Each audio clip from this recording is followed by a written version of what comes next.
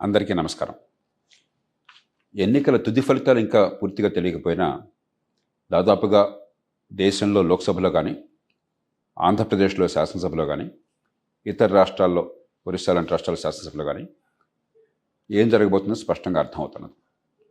ఈ నేపథ్యంలో ఆంధ్రప్రదేశ్లో అసాధారణమైనటువంటి మద్దతును ప్రజల నుంచి పొందినటువంటి ఎన్డీఏ కూటమికి మనసారా అభినందనలు తెలియజేస్తున్నాను. గతంలో చెప్పాం, ఆర్థిక ప్రగతి లేనటువంటి సంక్షేమం సమాజాన్ని సర్వనాశనం చేస్తుంది.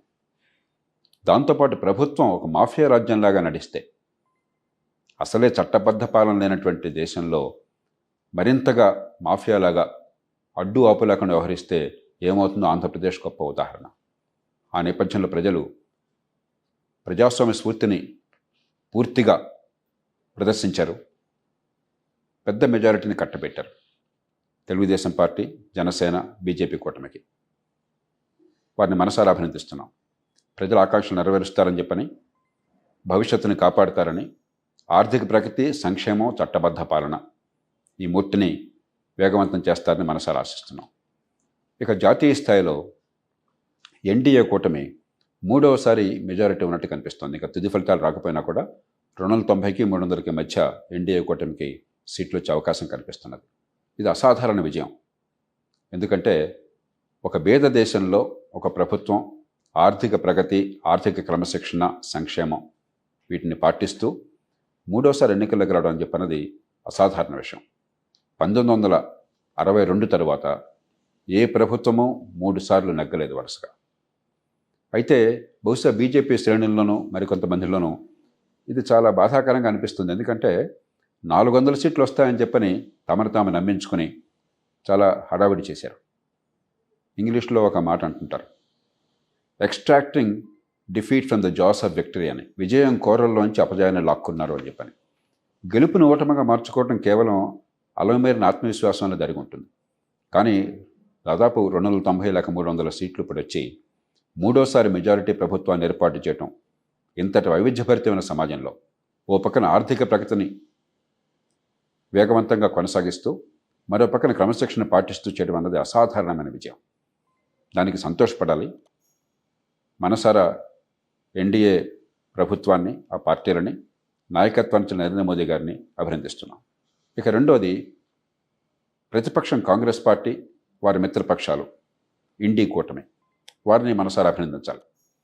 బలమైన ప్రతిపక్షం లేని ప్రజాస్వామ్యం రసహీనం అవుతుంది, అధికార దుర్వినియోగానికి దారితీస్తుంది. చాలా కాలం పాటు ప్రతిపక్షాలు పేలవంగా ఉన్నాయి భారతదేశంలో. ఈవేళ కాంగ్రెస్ పుంజుకోవటం, అలాగే ఇండీ మిత్రపక్షాలు పుంజుకోవటం దేశ ప్రజాస్వామ్యానికి శుభసూచకం. మనకు స్థిరమైన ప్రభుత్వం కావాలి, స్పష్టమైన నిర్ణయాలు కావాలి, బలమైన ప్రతిపక్షం కావాలి. ప్రతిపక్షం అన్నది రేపొద్దున అధికారంలో అవసరమైతే అవకాశం వస్తే కూర్చోబోయే పక్షం. కాబట్టి కాంగ్రెస్ పార్టీ ఈ రకంగా పుంజుకోవటం దేశ ప్రజాస్వామ్యానికి చాలా మంచిది. కాంగ్రెస్ రేపొద్దున భవిష్యత్తులో పాలించే బాధ్యత ఉంటుందన్న విషయాన్ని గుర్తించి అలవిమాలినటువంటి జనాకర్షణ పథకాలు కాకుండా అభివృద్ధిని, సంక్షేమాన్ని మిళితం చేస్తుందని చెప్పని, ఆర్థిక క్రమశిక్షణ పాటిస్తుందని, ఒక సమతూకాన్ని పాటిస్తుందని మనసారా నేను ఆశిస్తున్నాను. ఇక మూడోది, ఇటీవల కాలంలో ఎప్పుడూ లేనట్లుగా ఈ ఎన్నికల్లో ఏదన్నా అన్యాయం చోటు చేసుకుంటుందేమో, ఈవీఎంల్లో గందరగోళం ఉందేమో, ఎన్నికల సంఘం పక్షపాతం ఉందేమో, ఇలాంటివన్నీ కూడా వచ్చినాయి. ఇవన్నీ పూర్తిగా అసత్యాలు. ఎన్నో సందర్భాల్లో నేను మళ్ళీ చెప్పాను, మన దేశంలో ప్రజాస్వామ్యంలో చాలా లోపాలు ఉన్నాయి. ఓట్ల కొనుగోలు ఉన్నది. తాత్కాలికమైనటువంటి తాయిలాలతో ప్రజల్ని మభ్యపెడుతున్నారు. కులం, మతం, ప్రాంతం, భాష పేరుతో విభజిస్తున్నారు. ఇవన్నీ పొరపాట్లే. కానీ ఎన్నికల నిర్వహణలో ఏ పొరపాట్లు లేవు. ఇది రాజకీయ వ్యవస్థలో ఉన్న పొరపాట్లు, రాజకీయ సంస్థతో ఉన్న పొరపాట్లు, కానీ ఎన్నికల నిర్వహణలో పొరపాట్లు కాదు.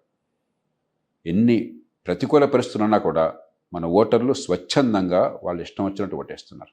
బలవంతంగా ఎవరు వేయించడం లేదు. అట్లాగే ఎన్నికల్ని నిష్పాక్షికంగా, సమర్థంగా నిర్వహిస్తున్నారు.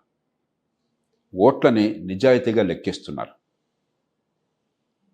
ఎన్నికల ఫలితాలు ప్రకటించాక అన్ని పార్టీలు, ఈ దేశంలో అన్ని వర్గాలు కూడా వెంటనే వాటిని ఆహ్వానిస్తున్నాయి, ఆమోదిస్తున్నాయి. ఇప్పటిదాకా ఆ సంస్కారం నడిచింది, ఆ పద్ధతి నడిచింది. ఇటీవల కాలంలో మేము గెలిస్తే ఒప్పుకుంటాం, మేము ఓడిపోయినట్టయితే ఎన్నికలు సరిగ్గా నడిపినట్టు కాదు అని చెప్పన్న ప్రచారం అమెరికాలో ట్రంప్ రీతిన ఆ ప్రచారానికి కొంత తెరలేచింది. అది చాలా ప్రమాదకరం ప్రజాస్వామ్యానికి. పార్టీలు బాధ్యత మెలగాలి.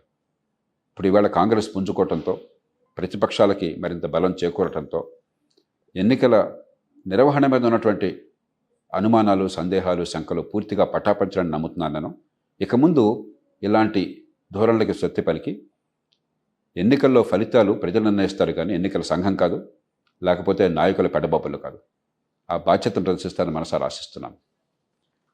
ఇక తరువాత అంశం, ఇప్పుడేం చేయాలి దేశంలో కానీ తెలుగునాట కానీ. ఒక్కో రాష్ట్రానికి ఒక్కొక్క తీరున్నా కూడా మౌలికంగా ఆంధ్రప్రదేశ్లోనూ వీళ్ళ ఆర్థిక వ్యవస్థని గట్టెక్కించాలి, ఆర్థిక క్రమశిక్షణ పాటించాలి. చాలా హామీలు ఇచ్చారు ప్రజలకు న్యాయం చేద్దామని చెప్పని, కానీ ఆ హామీలని వెంటనే అమలు చేయాలని డబ్బు లేని పరిస్థితుల్లో అప్పుల పాలు అయిపోయి సంక్షోభంలో కూరుకుపోకుండా క్రమబద్ధంగా అమలు చేయాలి. అలాగే మరికొన్ని హామీలని పునర్వ్యవస్థీకరించి దానివల్ల ఆ పిల్లల చదువు బాగుపడడం కానీ, ఆరోగ్యం బాగుపడడం కానీ, ఆదాయాలు పెరగటం కానీ, దానికి మార్గాలు వేస్తూ ఆ డబ్బు సద్వినియోగం వంటి ఏర్పాట్లు చేయాలి. అలాగే అభివృద్ధి నమూనా మార్చాలి. దేశమంతటా కూడా ఒక రకంగా నరేంద్ర మోదీ గారి ప్రభుత్వానికి ప్రజలు ఇచ్చినటువంటి ఈవేళ సూచన ఏమిటంటే, అభివృద్ధి అవసరం, కానీ మాకు చాలా వేగంగా ఫలితాలు అందాలి. పేదలకు అభివృద్ధిలో పాత్ర కావాలి. అభివృద్ధి వల్ల మనకున్నటువంటి పరిస్థితుల్లో ప్రధానంగా నైపుణ్యం ఉన్న వాళ్ళకి, పెట్టుబడి ఉన్న వాళ్ళకి ఎక్కువగా ఫలితాలు వస్తాయి. అభివృద్ధి వల్ల అందరికీ లాభం ఉంటుంది, అన్ని వర్గాలకి, అట్టడుగున ఉన్న నిరుపేదలకు కూడా లాభం ఉంటుంది. కానీ కొన్ని వర్గాలకు గణనీయంగా లాభం కనిపిస్తుంది, మిగతా వర్గాలకి అనుకున్నంత వేగంగా ఫలితాలు అందవు. ఆ ఫలితాలు అందాలని చెప్పంటే అభివృద్ధి నమూనాలో కొన్ని మార్పులు కావాలి. ప్రస్తుతం ఉన్న పద్ధతిని కొనసాగిస్తూనే మౌలిక సదుపాయాల కల్పన, ఆర్థిక క్రమశిక్షణ వాటిని కొనసాగిస్తూనే అభివృద్ధి నమూనా మారాలి.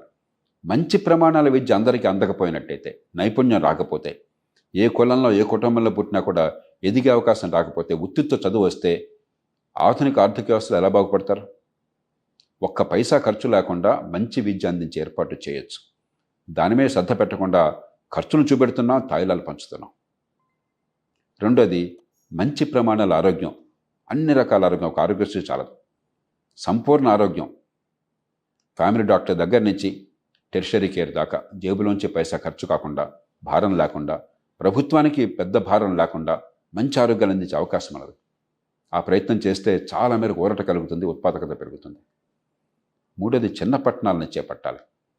అందరూ మహానగరానికి వలసపోవాలని చెప్పి అన్నట్టయితే అక్కడ తక్కువ నైపుణ్యంతో వచ్చే చాలని జీతాలతో బతకడం చాలా కష్టం, జీవితం అంతా గందరగోళంగా ఉంటుంది. ఎక్కడికక్కడ చిన్న పట్టణాలు వచ్చినట్టయితే, గ్రామాలు పట్టణాలు అనుసంధానం అయినట్టయితే చిన్న చిన్న నైపుణ్యంతో చిన్న ఉద్యోగాల్లో కూడా సంతృప్తిగా బతకచ్చు, ఆలనా పాలన ఉంటుంది, పేదలకి చాలా మేలు జరుగుతుంది, ఈ వ్యవస్థల భాగస్వాములను నమ్మకం కలుగుతుంది. నాలుగోది, శరవేగంగా పెట్టుబడులను పెంచాలి, మౌలిక సదుపాయాలను బాగు చేయాలి. మరి ప్రాజెక్టులని, ఆగిపోయిన ప్రాజెక్టులని వెంటనే పూర్తి చేయాలి. రాజధాని నిర్మాణం కావచ్చు, గ్రీన్ఫీల్డ్ సిటీ నిర్మాణం కావచ్చు, మరి పోలవరం లాంటి ప్రాజెక్టులు కావచ్చు, ఎన్నో పెట్టుబడులు పెట్టాల్సిన అవసరాలు కావచ్చు. ఒకసారి పెట్టుబడి పెట్టే వాళ్ళకి, ఆర్థిక వ్యవస్థను పెంచే వాళ్ళకి నమ్మకాన్ని కలిగించాలి, ప్రోత్సాహాన్ని ఇవ్వాలి, కోల్పోయిన విశ్వాసాన్ని మళ్ళీ తిరిగి ఇవ్వాలి. దాంతోపాటు పెట్టుబడులకి, ఆర్థిక ప్రగతికి అడ్డుగా ఉన్నటువంటి విధానాలు, లేబర్ లాస్, వాటిలో మార్పులు తీసుకురావాలి. మేము పెట్టుబడి పెడితే, ఓ పరిశ్రమ పెడితే, వ్యాపారం పెడితే నాకు ఊరి అవుతుంది, నాకు ఉచ్చు అవుతుంది, నాకెందుకు గొడవ, ఒక చిన్న స్థలం కొనుక్కుందాం అన్న ధోరణి కాకుండా రిస్క్ తీసుకుందాం, సంపద పెంచుదాం, ఉపాధి కలగజేద్దాం అన్న వాతావరణాన్ని కలిగించాలి. ఈ ప్రయత్నాలు శరవేగంగా చేయాలి. అవి చేస్తారన్న విశ్వాసంతోనే చంద్రబాబు నాయుడు గారికి తెలుగు ప్రజలు, ఆయన నాయకత్వంలో ఉన్న కూటమికి బ్రహ్మాండంగా పట్టం కట్టారు. ఇవాళ ఆ బాధ్యత నెరవేర్చుకోవాలి. చివరగా, ఈ ఎన్నికల్లో డబ్బు ప్రవాహాన్ని మనం చూసాం, ముఖ్యంగా ఆంధ్రప్రదేశ్లో చూసాం. ఇవాళ ఆంధ్రప్రదేశ్, తెలంగాణ, కర్ణాటక, తమిళనాడు, ఈ రాష్ట్రాలు అక్రమ ఖర్చు ఎన్నికల్లో దానికి అగ్రస్థానంలో ఉన్నాయి.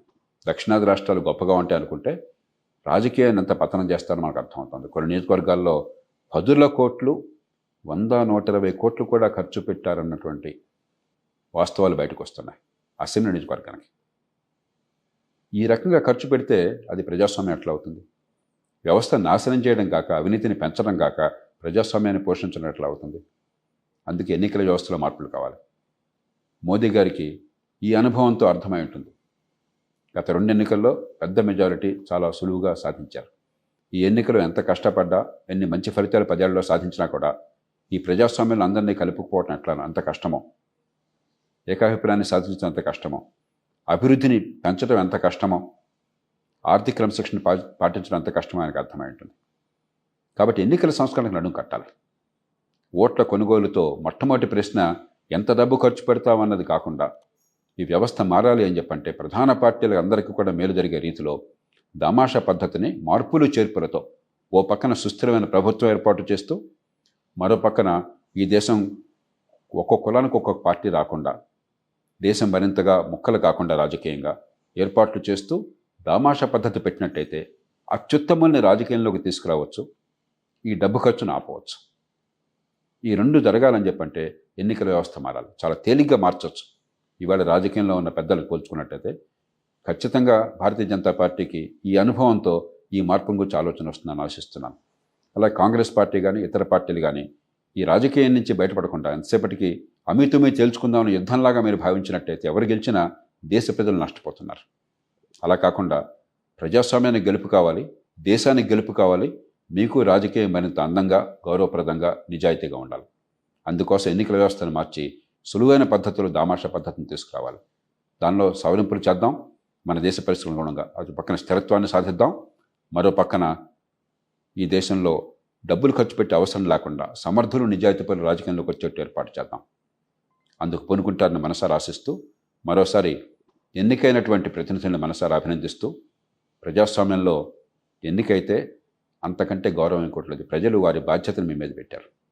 అంతకంటే గౌరవం ఇంకోట్లేదు. ఆ గౌరవాన్ని కాపాడుకుంటారని, ఆంధ్రప్రదేశ్లో కానీ దేశంలో కానీ ఆర్థిక ప్రగతికి, మంచి పాలనకి దోహదం చేస్తారని మనసారా ఆశిస్తూ నేను సెలవు తీసుకుంటున్నాను.